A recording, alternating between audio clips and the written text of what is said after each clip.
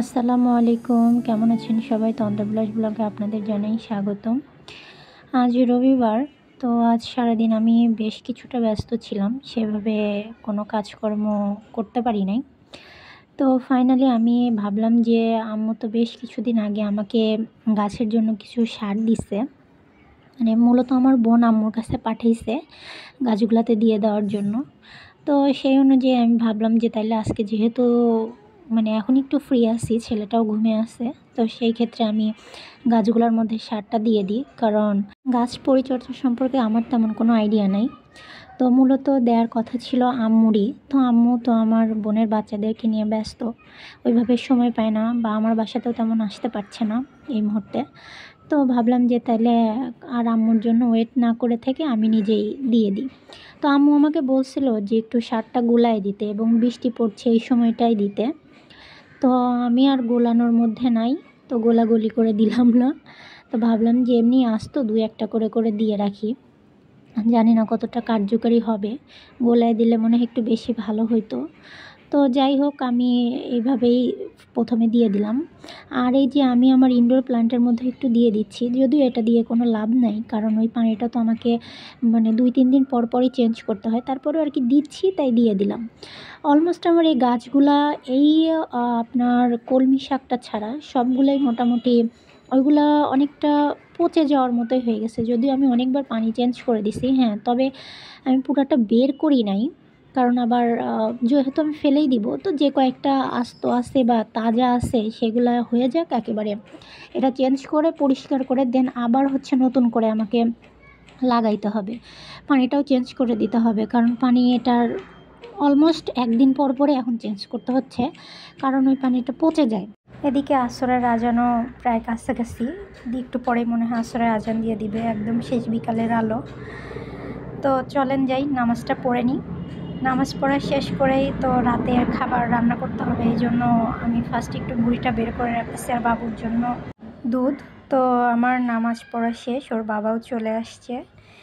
এখন একটু ভাবতেছি ফার্স্টে ওকে একটু খাবারটা দিয়ে দিই, দুধ রুটিটা দিব বিকালের নাস্তা হিসাবে।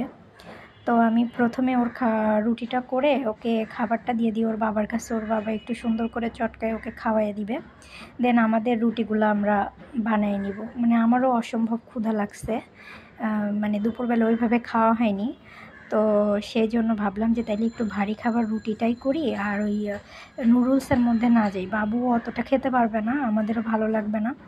তো এই জন্য রুটি ফাইনালি আমার বানানো শেষ। আর এই যে আমার শাশুড়ি মা গ্রাম থেকে গুড় নিয়ে আসছিল, এগুলোকে মনে হয় মেবি লালি গুড় বলে, এটা দিয়ে একটু রুটিটা খেয়ে নিব। তো এরপরে চলে আসলাম যে রুটি যেহেতু খাইলাম, বিকালবেলার চাটাও খাওয়া হয়নি, তো তাইলে ঠিক আছে একটু চাটা বসাই নিই।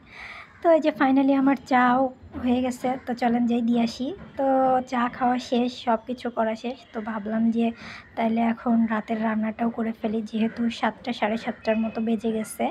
আজকে আর ওর বাবা রান্না করবে না, আজকে আমাকেই রান্না করতে হবে, কারণ ওর বাবার একটু বাহিরে কাজ আছে, তো সেই ক্ষেত্রে আজকে রান্নাটা আমারই করতে হবে। তো আমি প্রথমে এই যে বুড়ির জন্য আলুগুলা আর রসুন ভেজে নিলাম, দেন ওই কড়াইতেই আমি পেঁয়াজটাকে দিয়ে ব্রাউন কালার করে এর মধ্যে মশলা দিয়ে দিব।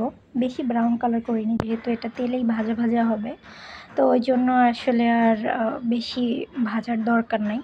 তো এটা মোটামুটি আমার কষানো শেষ হয়ে গেছে। তো আমি এখন এর মধ্যে ভুঁড়িগুলাও দিয়ে আবার ইচ্ছা মতো কিছুক্ষণ কষাবো। মনে হয় একটু তেলটা বেশি হয়ে গেল, কারণ ভুঁড়িরও তেল আছে, আবার একটু বেশি তেলই ব্যবহার করে ফেলছি। তো যাই হোক, এটা হইতে থাক। তো চলেন যাই, এখন একটু আমি দেখে আসি আমার ছেলেটা কি করতেছে, কারণ অনেকক্ষণ তার সাড়া পাওয়া যাচ্ছে না, তো একটু তাকেও দেখা উচিত মনে হয়।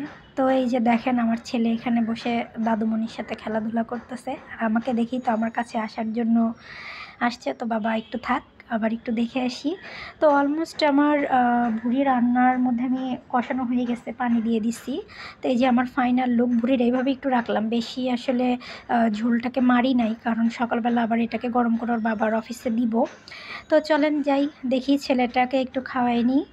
ছেলেটা অনেকক্ষণ খায় না, রাত মোটামুটি 8:30টার মতো বেজে গেছে। তো আজকের ভিডিওটা এখানেই শেষ করছি। সবাই ভালো থাকবেন, সুস্থ থাকবেন, কে কোথা থেকে দেখছেন আমাকে জানাবেন, অবশ্যই আমার চ্যানেলটাকে সাবস্ক্রাইব করবেন।